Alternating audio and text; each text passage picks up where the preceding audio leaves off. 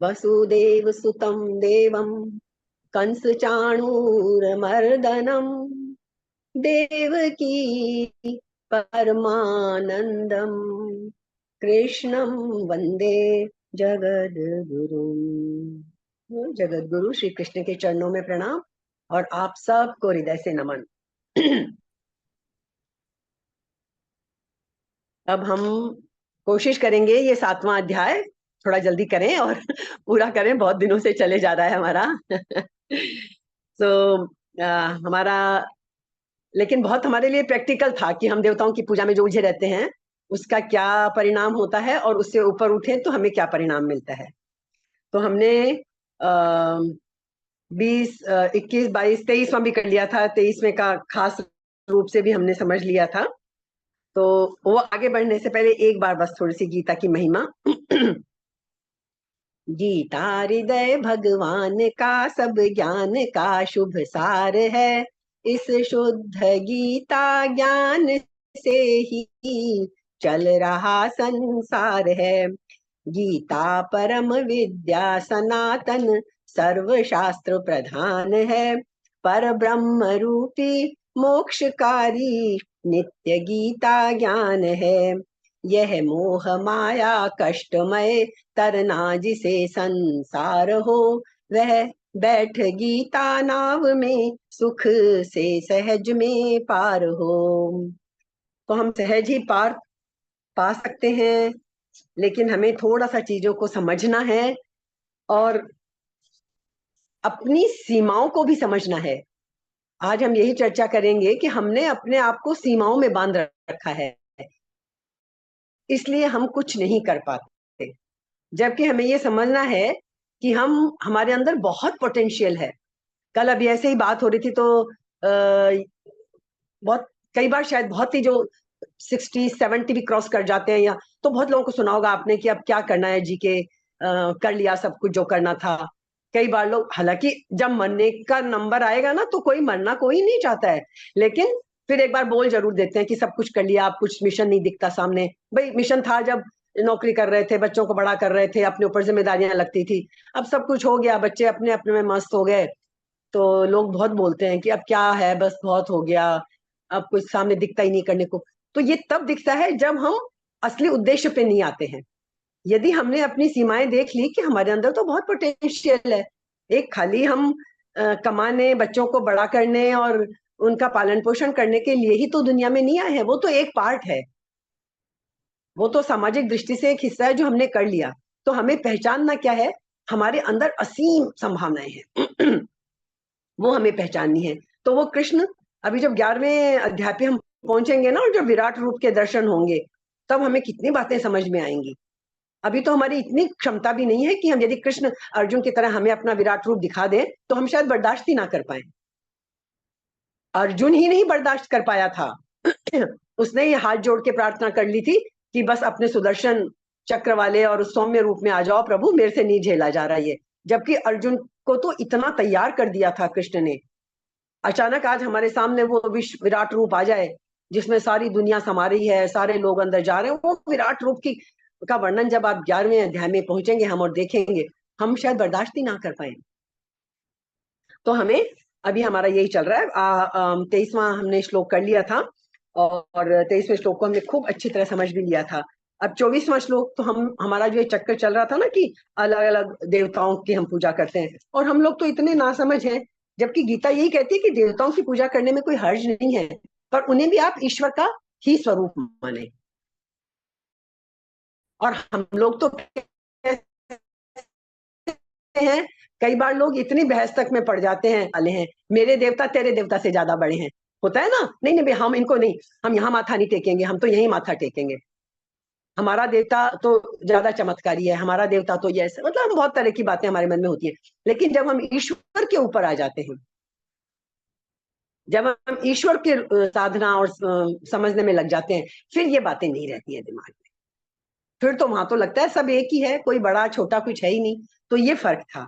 तो 24वां श्लोक हमने आज कोशिश करते हैं 24, 25, 26 करें हम, और फिर 30 से 30 ही श्लोक हैं, इसको नेक्स्ट तक या और एक 7वें अध्याय का पूरा सार समझ के हम कोशिश करते हैं इसको समेटने की।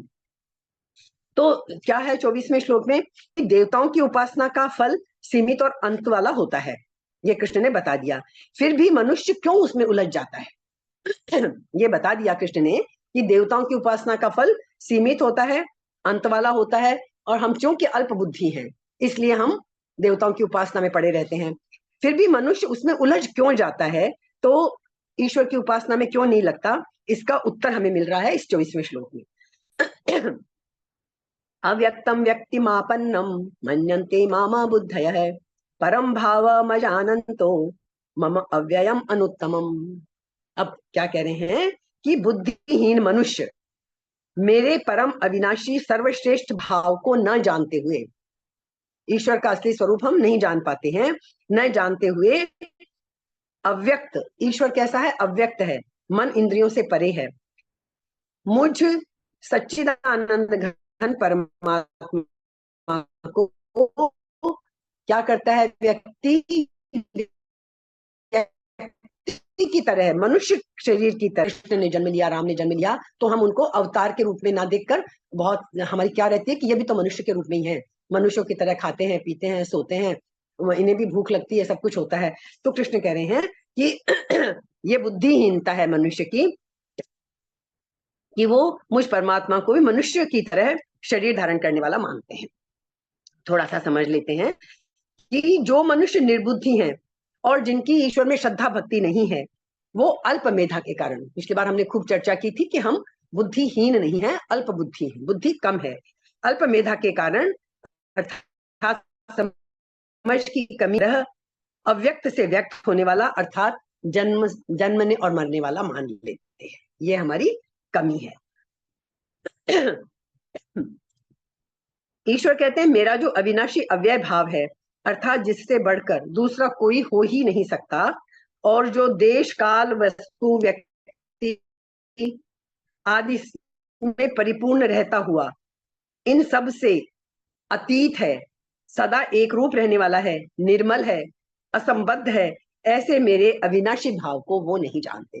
हम बोल तो देते हैं, प्रार्थना करते हैं, जब प्रभु का गुणगान करते हैं कि तू अविनाशी है, कालातीत है, सब कुछ है, लेकिन वो बस हम शब्दों तक ही बोलकर रह जाते हैं, हम उसको अनुभव में नहीं लाते कि ईश्वर कालातीत है। अब ये कालातीत की बात भी हम आज समझेंगे।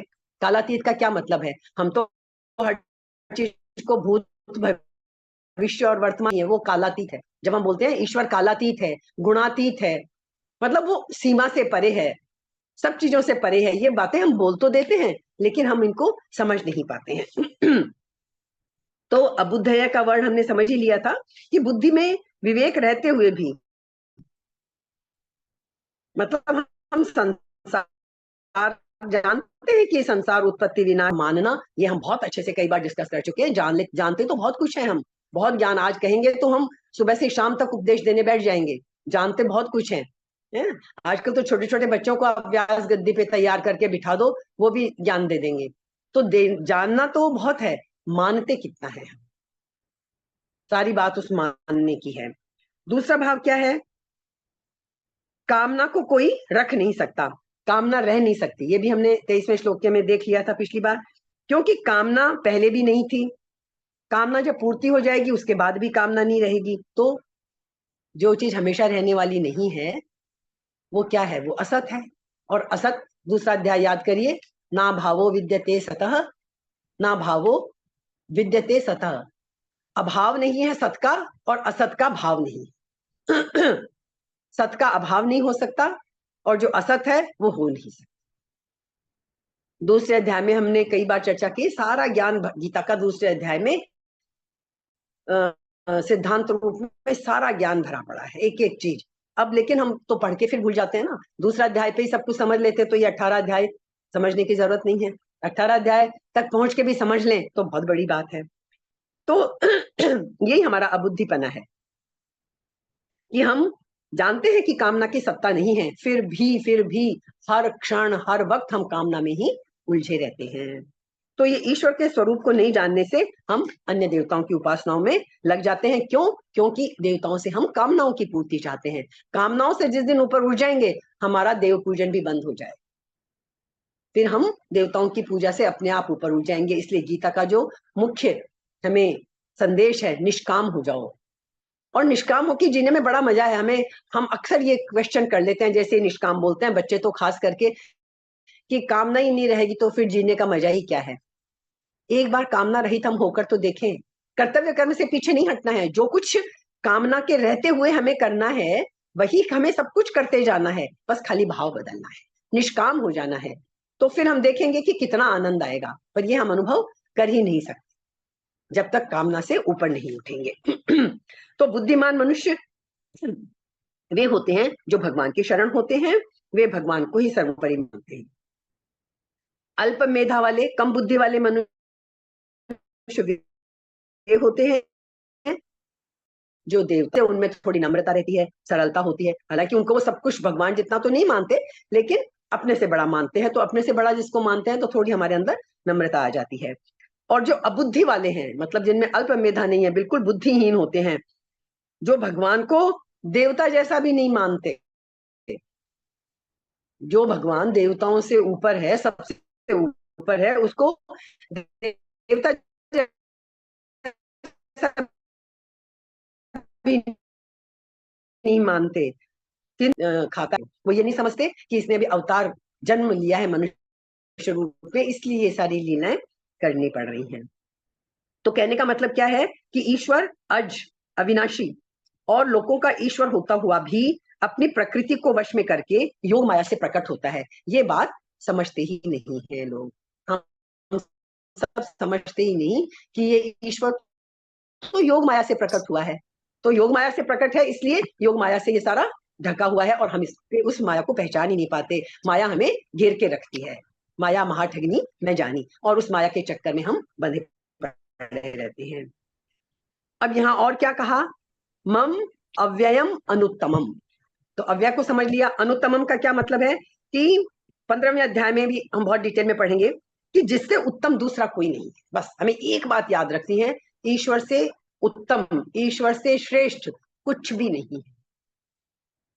तो देवताओं से तुलना करने का तो कोई मतलब ही नहीं है ईश्वर का।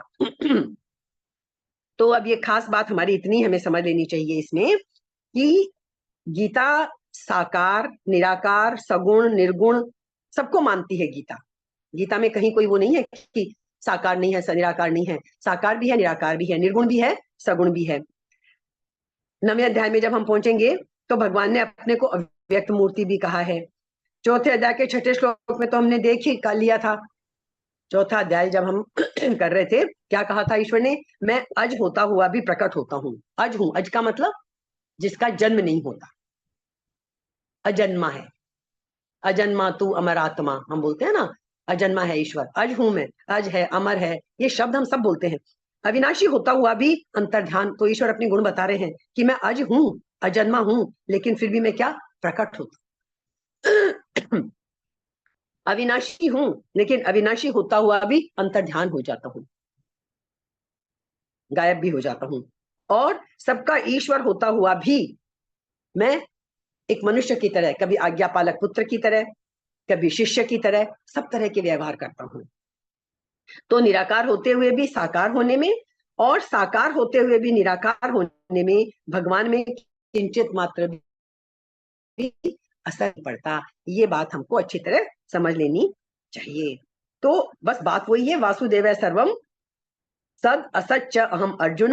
अर्जुन मैं सत भी हूं, असत भी हूं, परंतु हम बुद्धिहीन मनुष्य भगवान को उन प्राणियों की तरह अव्यक्त से व्यक्त होने वाला, अर्थात लौकिक, जन्म जन्मने और मरने वाला मानते हैं। उसके लिए भगवान ने क्या कहा है, याद करिए दूसरा अध्याय। फिर मैं बार बार दूसरे अध्याय की बातें ले आती हूँ। क्या कहा था, अव्यक्तादीनि भूतानि व्यक्त मध्यानि भारत, अव्यक्त निधनान्यव तत्र का परिदेवना। परेशान मत हो अर्जुन, अव्यक्तादीनि भूतानि व्यक्त मध्यानि भारत, सब पहले अव्यक्त थे, बीच में प्रकट हुए से जान पड़ते हैं, अंत में फिर अव्यक्त हो जाएंगे। हम सब भी तो यही है ना, पहले हम अव्यक्त थे, इस मनुष्य जन्म के रूप में व्यक्त होते हैं, और फिर जब मृत्यु हो जाएगी फिर अव्यक्त हो जाएंगे। तो सिर्फ इस बीच में हम प्रकट हो रहे हैं। तो ये सारी चीजें हमें ध्यान में रखनी है। अब भगवान को साधारण मनुष्य क्यों मान लेते हैं हमारे जैसे इंसान, कारण तो होगा ना कोई, कि इतनी चीजें हम पढ़ते हैं कि ईश्वर अजय अजन्मा है, और अव्यक्त है, निराकार है, सब कुछ हम उसके गुणगान में बोल देते हैं, लेकिन सिर्फ शब्दों से बोलते हैं। मानते क्या है? जब हम मानते हैं कि जन्म लिया है ईश्वर ने, तो उसके रूप में हम उसको क्या मान लेते हैं? साधारण मनुष्य मान लेते हैं। तो इसका भी तो कोई कारण होगा। कृष्ण हमारी कोई शंका अधूरी नहीं छोड़ते। इसका कारण बता रहे हैं इस 25वें श्लोक में। क्या कहते हैं? ना हम प्रकाश है सर्वस्य योग माया समावृत है। ना हम प्रकाश है सर्वस्य योग माया समावृत है। मूढ़ोयम, हम मूढ़ मनुष्य, मूढ़ोयम ना भी जानाति लोको माम अजम अव्ययम। अब जवाब दे रहे हैं, ये जो मूढ़ मनुष्य समुदाय, हम जो मूढ़ मनुष्य समुदाय हैं, कृष्ण कहते हैं मुझे अज और अविनाशी को ठीक तरह से नहीं जानता है। उन सबके सामने योग माया से अच्छी तरह ढका हुआ मैं प्रकट नहीं होता। योग माया से ढका हुआ हूं, इसलिए वे मुझे भी मनुष्य ही मानते हैं। यदि वो गहराई में जाएंगे और योग माया से हटा के मेरा असली स्वरूप देख लेंगे, तो उन्हें समझ में आ जाएगा कि ईश्वर क्या है। तो अभी हम ये 24वां श्लोक थोड़ा सा समझ के और हम असली चीज समझें, जो हमने शुरू में बात की थी कि हमारे अंदर असीम संभावनाएं हैं। हम ये योग माया से आवृत ईश्वर को हम जान सकते हैं। और जिस दिन हम अपनी संभावनाओं को खोजने में लग जाएंगे, हम अपनी सीमाओं को पाने में लग जाएंगे, और जब हमें ये समझ में आ जाएगा कि हम ससीम, सीमा सहित नहीं है, असीम है, हम भी उस असीम ईश्वर का अंश है और हम भी असीम है, उस दिन हमारे अंदर एक कभी किसी एक क्षण में आपने जरूर महसूस किया होगा, जिस वक्त कभी ऐसा आते हैं ऐसे क्षण, ऐसी बात नहीं है लाइफ में, जब हमें लगता है कि अरे हम तो बहुत कुछ कर सकते हैं, लेकिन वो बहुत थोड़ी देर टिकती है वो बात, और फिर जैसे ही हम कामनाओं में फंसते हैं, हमारी शक्ति कम होती चली जाती है, डिप्लीट हो जाती है, और हम फिर वही काम, क्रोध, लोभ, मोह, वासना सब में फंस के और हम शक्तिहीन होते चले जाते हैं। कभी कभी वो क्षण बहुत एक झलक दिखलाता है हमें कभी, कि हमारे अंदर बहुत संभावना है और हमारे अंदर तो बहुत ताकत है, यदि उसको हम बना लें परमानेंट, फिर देखिए जीने का मजा, यदि हम कर सके। ऐसा होता है, वो क्षण के बहुत छोटे से हिस्से में कभी कभी हमें जीवन में वो चीज अनुभव होती है, पर बहुत थोड़े समय के लिए। तो क्या कह रहे हैं इस चौथे में? मैं अज और अविनाशी हूं, अर्थात जन्म मरण से रहित हूं। ऐसा होने पर भी मैं प्रकट और अंतर्ध्यान होने की लीला करता हूं। हम लीला पुरुष बोलते हैं ना भगवान को, भगवान की लीलाएं हैं ये सब। अर्थात जब मैं अवतार लेता हूं, तब अजन्मा रहता हुआ भी अवतार लेता हूं, और अव्यय आत्मा रहता हुआ भी अंतर्ध्यान हो जाता हूं। जैसे सूर्य भगवान, हम बोलते हैं ना, सूर्य उदय हुआ, सूर्य अस्त हुआ। सूर्य ना तो उदय होता है ना अस्त होता है। हम कहते हैं हमारे लिए सूर्य, हम हमारी आंखों से उजल हो गया तो हमने कहा सूर्य अस्त हुआ। सूर्य तो अपने स्थान पर ही है, सूर्य ना उदय हो रहा है ना अस्त हो रहा है। ऐसे ही भगवान जन्म लेते हैं, अंतर्ध्यान होते हैं, वो हम सब लीला है वो सब है। तो ईश्वर कहते हैं मैं केवल प्रकट और अंतर्ध्यान होने की लीला करता हूं। तो जो मेरे को इस प्रकार जन्म मरण से रहित मानते हैं, क्या कह रहे हैं? जो मेरे को इस प्रकार जन्म मरण से रहित मानते हैं, वे तो असम्मूढ़ है। वो मूढ़ नहीं है, असम्मूढ़। परंतु जो मेरे को साधारण प्राणियों की तरह जन्मने मरने वाला मानते हैं, वे मूढ़ हैं। 9वें अध्याय में और विस्तार में आएगा ये मूढ़ मूढ़ लोगों का वर्णन। तो भगवान को अज अविनाशी न मानने में कारण क्या है? कि मनुष्य का भगवान के साथ जो स्वतः अपनापन है, जो हम स्वतः ईश्वर के अंश हैं, जो अपनापन है ईश्वर के साथ, उसको हम भूल जाते हैं और इस शरीर को हम अपना मान लेते हैं। सारी प्रॉब्लम यही है कि हम शरीर को अपना मान लेते हैं, वहीं हमारी सीमाएं शुरू हो जाती। जैसे ही शरीर को अपना माना, हम सीमाओं में बंध गए। यदि हम शरीर से ऊपर उठ जाएं, आज हम चर्चा करते हैं कि हम कैसे उठ सकते हैं शरीर से ऊपर, उसके अभ्यास हमें करने पड़ेंगे थोड़ा। वो योग यही है, योग हमें शरीर की सीमा से ही ऊपर उठाने के लिए है। लेकिन हम तो योग को भी खाली आसन समझ लिया, छोटे मोटे वो कर लिए, योग की योग को भी हम सीमाओं में बांध लेते हैं। योग हमें सीमाओं से ऊपर हटाने के लिए है। सीमा हमारे सामने आ गया है, इसलिए हम भगवान को भी अपने जैसा जीने मरने वाला मान लेते हैं। तो ये मूढ़ मनुष्य मेरे को अज और अविनाशी नहीं जानते। इसके न जानने में दो कारण है, ईश्वर स्पष्ट कर दे रहे हैं। एक तो क्या, कि मेरा योग माया से छिपा रहना, हमारी गलती भी नहीं है। भगवान ने इतना टफ बना रखा है, इतना आसान बना देते तो फिर तो क्या हर कोई ईश्वर को पा लेता। फिर इस मनुष्य जन्म को में आकर और प्रयत्न करने की और अपना सामर्थ्य दिखाने की हमें आवश्यकता ही कहाँ रह जाती है ना। तो योग माया से छुपा रहता है। और दूसरा, हम मनुष्यों की मूर्ता है। जैसे आप समझ लीजिए कोई एक शहर है, उस बंद है, और शहर के सारे घर चार दीवारी में बंद है। तो क्या होगा, यदि शहर की चार दीवारी से बाहर निकलने का हमारे पास कोई साधन ही नहीं है, राजा ने परकोटे के अंदर शहर को बंद कर रखा है और हम शहर से बाहर निकल ही नहीं सकते, तो क्या होगा, हम तो बाहर की दुनिया जानेंगे ही नहीं। यदि राजा उस परकोटे को, राजा यदि चाहे तो वो परकोटे को खोल दे, चार दीवारी का दरवाजा खोल दे और घर का दरवाजा भी खोल दे, तो फिर क्या होगा, तो हमें उस बाहर की दुनिया का पता चलेगा, तो हमारी सीमा थोड़ी बढ़ जाएगी। तो यहाँ समावृत है उन सबके होता, क्योंकि वे मेरे को आज अविनाशी भगवत रूप से जानना अथवा मानना ही नहीं चाहते। मनुष्य जन्म में आकर कामनाओं में उलझकर, और हम जानना ही नहीं चाहते भगवान के असली रूप को। हम तो कामनाओं में पढ़कर छोटे छोटे देवताओं की पूजा पाठ करके, और या फिर अपनी शक्ति और सामर्थ्य पे बहुत भरोसा करके, और बस उसी में उलझे रह जाते हैं।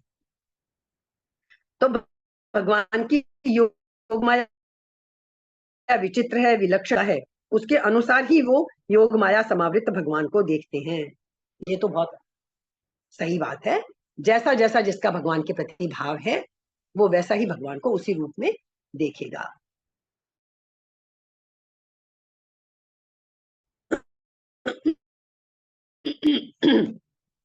वे मूढ़ हैं, और 10वें अध्याय के दूसरे श्लोक में कहेंगे कि देवता और महर्षि मेरे प्रभाव को नहीं जानते। इस पर शंका उठती है, देवता और महर्षि भी नहीं जानते, तो इस पर शंका होती है को नहीं जानना, ये दोनों बातें तो एक ही है ना, लेकिन यहाँ फर्क, थोड़ा सा फर्क, शब्दों पे बहुत ध्यान देने की जरूरत है। नए जानने वालों को मूढ़ बताया है, वहां उनको मूढ़ नहीं बताया, ऐसा क्यों? इसका समाधान है कि भगवान के प्रभाव को, प्रभाव यानी भगवान के प्रकट होने को न जानना दोष नहीं है इतना बड़ा, क्योंकि भगवान ने स्वयं कहा है कि मैं सब तरह से देवताओं और महर्षियों का आदि हूं। जब देवता और महर्षियों का आदि, उनका कारण भी जब भगवान है, तो वो बेचारे कैसे जानेंगे? जैसे बच्चा अपने पिता को नहीं जान सकता ना, पिता का प्रकट होना वो नहीं देख सकता, क्यों? कि पिता के प्रकट होने के बाद वो प्रकट हुआ है। तो ऐसे ही जब भगवान सबके पिता हैं, देवताओं के भी, महर्षियों के भी, तो वो कैसे जानेंगे उनका प्रकट होना? उसके लिए तो बहुत एफर्ट करना पड़ेगा। तो वह उस समय पैदा ही बातें समझने के लिए, ऐसे ही भगवान के प्रकट होने के हेतुओं को पूरा न जानना देवताओं और महर्षियों के लिए कोई इतना बड़ा दोष नहीं है। भगवान के प्रकट होने को कोई सर्वथा जान ही नहीं सकता, इसलिए देवताओं और महर्षियों को मूढ़ नहीं बताया गया है। मनुष्य भगवान को अज अविनाशी जान सकते हैं, अर्थात मान भी सकते हैं। अगर वे भगवान को अज अविनाशी नहीं मानते तो ये उनका दोष है। मनुष्य जन्म इसलिए मिला है कि हम कर सकते हैं ये, इसलिए यहाँ मनुष्यों को मूढ़ कहा गया। तो अब बात क्या है, जो बुद्धिहीन मनुष्य भगवान को नहीं मानते, भगवान अवतार काल में सबके सामने प्रकट होते हुए भी उनके सामने प्रकट नहीं होते। क्या कहा चौथे अध्याय में, ये यथा माम प्रपद्यन्ते तांस तथैव भजाम्य हम। जो मुझे जिस रूप में भजता है, समझता है, वैसे ही मैं उसको समझ लेता हूँ। तो वास्तव में भगवान अप्रकट रहना नहीं चाहते, लेकिन जो मानते ही नहीं भगवान को, उनके सामने वे प्रकट कैसे हो? कोई तरीका तो नहीं है प्रकट होने का। अवतार काल में भगवान लौकिक रूप में दिखने पर भी वास्तव में ईश्वर सदा अलौकिक है, लेकिन राग द्वेष के कारण अज्ञानी मनुष्य को भगवान लौकिक दिखते हैं, अर्थात भगवान रूप से न दिखकर मनुष्य रूप से ही दिखते हैं। तो अब हम ये 23वां और 24वां ये करने के बाद 24 और 25 हमने 2 श्लोक कर लिए हैं। हम इसको थोड़ा सा समझ लेते हैं। अभी हमने क्योंकि अब हम आगे 26वें पे बढ़ेंगे। भाई जो हमने सीमा वाली बात की थी, उसको हम थोड़ा समझ लेते हैं कि हमारे लिए प्रैक्टिकल क्या है, कैसे हम कर सकते हैं। जो मैंने समझा जितना, मैं वो आपके साथ शेयर करती हूँ। शरीर के पार झांकने की कोशिश करनी पड़ेगी हमें। यही बात अभी हमने अंत किया ना कि शरीर तक ही हम फंसे रह जाते हैं। अब हम इन दोनों श्लोकों से अपने लिए बातें निकाल लेते हैं। हमें शरीर के पार झांकने की कोशिश करनी पड़ेगी। हम सब कंडीशन हो गए हैं। कैसे? हमारा जो मन है वो एक मजबूत यंत्र की तरह काम करता है, और हमने बार बार देख लिया, हमें इस मन रूपी यंत्र को तोड़ना पड़ेगा, इससे बाहर निकलना पड़ेगा। हमने देख लिया ना, जब तक शरीर और मन शरीर से बाहर, शरीर की सीमाओं से ऊपर नहीं उठेंगे, जब तक मन को काबू में नहीं करेंगे, तब तक हम उस ईश्वर तक पहुंचने की सोच भी नहीं सकते। मन के वशीभूत हैं हम, तो मन के वशीभूत, कामनाओं के वशीभूत, बस चले चले जा रहे हैं। तो श्री कृष्ण कहते हैं इस मन रूपी यंत्र को, ये जो मजबूत यंत्र है, इसको तोड़ने के लिए कह रहे हैं कि इस यंत्र से, मजबूत यंत्र को तोड़ो। उसके लिए हमें क्या करना पड़ेगा? रूप से ऊपर उठना पड़ेगा, अरूप की खोज करनी पड़ेगी। और सबसे सरल क्या है? अरूप की खोज कैसे करें? और हम बहुत तरह के उपायों में, बहुत तरह के रास्तों में हम निकल जाते हैं, लेकिन अरूप की खोज कैसे करेंगे हम? उसके लिए सबसे सुंदर, सबसे आसान तरीका है, अपने ही भीतर से शुरू करें। अपने ही भीतर से शुरू करें। एक ऐसी कल कहानी कहीं पढ़ रही थी, मुझे बिल्कुल याद नहीं आ रही कहाँ पढ़ रही। क्यों करें अंदर से शुरू? कि जब मनुष्य को बनाया ईश्वर ने, अपनी ही सृष्टि है, लेकिन बना के जब उसने देखा कि इसके अंदर तो क्या क्या ये उपद्रव कर सकता है और क्या है, तो ईश्वर को ऐसा मन हुआ कि कहीं मैं छुप जाऊं, ये मनुष्य तो कुछ भी उपद्रव कर सकता है। तो सबने अलग अलग राय दी, जस्ट समझाने के लिए है ये बातें, कि सबने राय दी कि आप हिमालय की कहीं खूब गहरी कंदरों में जाके छुप जाओ। उन्होंने कहा मैं समझ गया, ये मनुष्य जो मैंने पैदा किया है ना, इसके अंदर बड़ी संभावनाएं हैं, ये तो हिमालय हिमालय क्या, तो कहीं भी जाके मुझे ढूंढ लेगा। चांद तारों में छुप जाओ, अरे नहीं, मैं जानता हूँ ये मनुष्य में बड़ी संभावनाएं हैं, ये चांद तारों में कहीं भी मुझे ढूंढ लेगा। बड़ी देर तक समझ में नहीं आया ईश्वर कहाँ छुपे जाकर। तो फिर किसी ने एक राय दी कि फिर आप ऐसा करिए प्रभु, इस मनुष्य के अंदर ही जाके छुप जाइए। चाहे हम इसको सिंबॉलिक समझ लें, प्रतीकात्मक समझ लें, लेकिन बड़े काम की चीज लगी मुझे तो। ईश्वर हमारे अंदर इसीलिए छुप गया आके, क्योंकि उसे पता है कि ये अपने अंदर हम नहीं जाएंगे, बस हम बाहर सब कुछ ढूंढते रहेंगे। इसीलिए जब भी हम साधना के पथ पे आते हैं, सब जगह हमें एक ही बात घूम फिर के कही जाती है, अपने से शुरू करो, अपने अंदर झांको।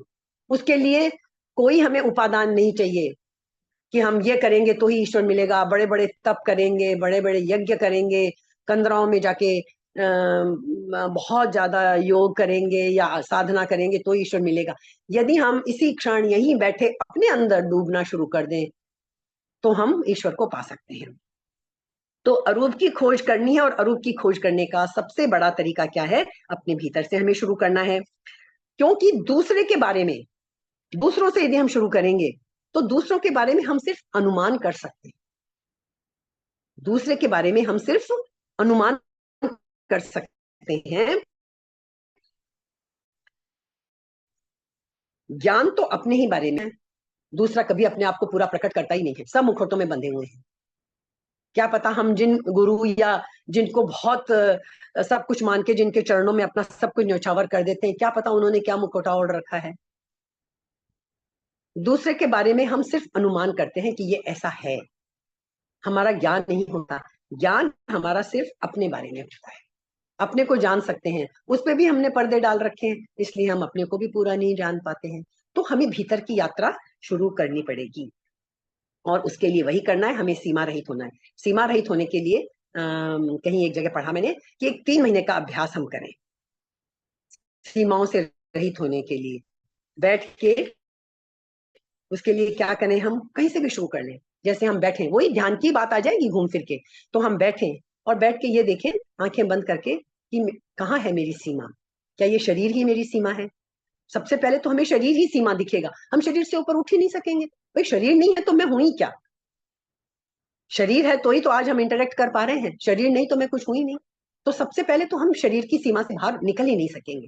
तो उसके लिए अभ्यास बताया है ये ध्यान में जो बैठ के हम अभ्यास करते हैं, अपने अंदर जाने का जो करते हैं, तो किसी भी आकार से हम शुरू कर लें, धीरे धीरे हम निराकार में उतर ही जाएंगे। आकार शुरू में हम कोई भी आकार ले लें, देवता का आकार ले लें, कोई भी चीज को आकार बना लें, आधार बना लें, लेकिन अल्टीमेट हमारा एम क्या है? उस निराकार को पकड़ना, उसमें पहुंचना। तो ये बताया किली गुरु ने कि 3 महीने आप धीरे धीरे बैठ के और अपनी सीमाओं को देखने का प्रयत्न करें। जब धीरे धीरे 15 दिन बाद फर्क पड़ेगा, शरीर हमें अपना छोटा बड़ा होता जान पड़ेगा। कहते हैं, मैंने इस अनुभव को किया नहीं है, पर कोशिश हम कर सकते हैं। कभी कभी ध्यान, जब हम गहरे ध्यान के बाद उठते हैं तो एकदम जब आंखें खोलते हैं तो हमें 1 सेकंड का भी कुछ हिस्सा समय लगता है कि वापस हम दुनिया में लौट के आए, तो फर्क पड़ता है। तो वो कहते हैं कि आप इस तरह से धीरे धीरे अभ्यास करो, 3 महीने में आप शरीर से बाहर निकल के अपने आप को देखना शुरू कर दोगे कि मैं मतलब शरीर एक अलग ढंग से आप देखना शुरू कर दोगे। कभी शरीर बड़ा लगेगा हाथी जैसा, कभी भारी लगेगा, कभी चींटी जैसा हल्का लगेगा, घबराहट होगी। यदि हम इस नॉर्मल शरीर से अलग कभी हमें अनुभव होने लगे तो हमें बड़ी घबराहट होने लगती है, क्योंकि ये असीम में जाना, निराकार में जाना आसान तो नहीं होता। तो श्री कृष्ण ये कह रहे हैं कि आकारहीन है वो आकार में अटक जाता है, जो बुद्धिमान है वो निराकार में डुबकी लगा लेता है। एक बार डुबकी लगाई, निराकार का स्वाद जरा सा भी चख लिया, इतनी सी भी झलक ले ली, तो फिर हमारा जीवन सार्थक हो जाएगा। हम ये कभी नहीं कहेंगे कि अब तो मेरे जीवन का उद्देश्य पूरा हो गया, अब मेरे पास तो कुछ करने को ही नहीं है।